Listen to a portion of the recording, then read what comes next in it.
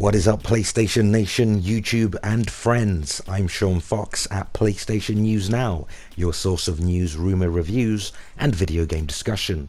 Basically, everything PlayStation. It's Wednesday, October day 7. In today's news, Capcom have given a strong hint that Resident Evil 7, as indicated during the celebration of Dengeki, PlayStation's 600th volume. Now, interestingly, this week's issue has a Q&A session with various notable developers, and Capcom commented on a future of plans for some of their most biggest franchises. So Capcom have said gamers can, and I repeat and quote, stay tuned for Resident Evil 7, but there are no plans for a new Devil May Cry for now, end of quote. Now here's my thing though. Resident Evil 7 must return to its roots. If Capcom are paying close attention, they'll see the demand for the classic remakes have been very high.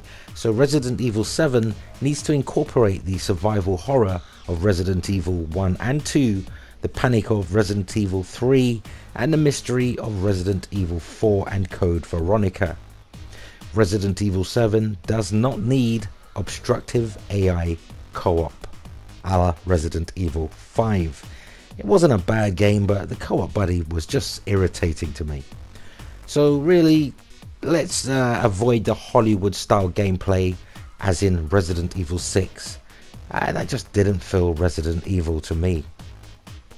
And moving on to other news, PushSquare.com recently reported that they tried PlayStation VR and have been pretty darn impressed with the experience so far. But the big worry for them, as with any peripherals that Sony has created in the past, is that it won't get the kind of support that it deserves, and that Worldwide Studios president Shuhei Yoshida isn't concerned about it because he sees it as the start of a new long-term initiative for the platform holder. Now, Yoshida has gone on record and said that PlayStation VR is not another PlayStation Move nor a 3D TV scenario. So don't fret. It's like I've been saying all along, all the companies involved in VR, Samsung, Valve, HTC, Oculus Rift and Sony, are not expecting a super fast, super high adoption rate for this new technology. Though that would be nice for them, I think they're being pretty realistic about the whole thing with VR. It's a new platform and they're all working together to establish the medium. Now, kind of like when Blu-ray was first introduced, you get the point. And moving on to Rise of the Tomb Raider, which is causing a bit of controversy at the moment. The timed Xbox One exclusive due out next month is strongly rumored to feature microtransactions. Ooh, but there is a bit of stink being made about the entire issue, given that Rise of the Tomb Raider is a single player experience. But really, I'm no fan of microtransactions, believe me, and we've had them for a long time. It is what it is, but microtransactions are optional. You don't have to spend a dime of your money. The vocal opposition need not buy them. Rise, Son of Rome, Forza 5 had them, and that didn't stop anyone who liked those games from enjoying them. So no, I don't like microtransactions, but yes, they are optional. You don't need to make a big fuss about it. Just don't support microtransactions if you disagree with them. Let your wallet be your voice. Then these companies will see that they're so unpopular, nobody's making money from them, or quite possibly may not even support their games. Microtransactions will eventually go away, I believe, if that was the case.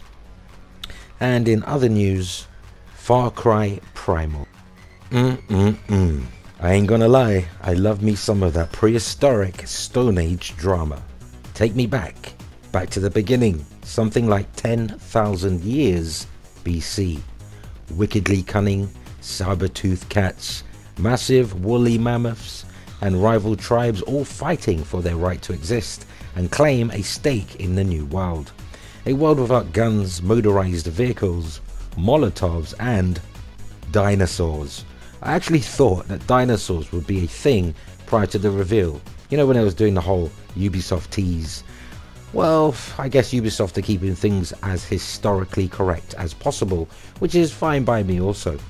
Now the game uses the already brilliant Far Cry 4 engine, and it looks pretty similar, at least in style, to Guerrilla Games' highly anticipated Horizon Zero Dawn, of course barring mechanical dinosaurs.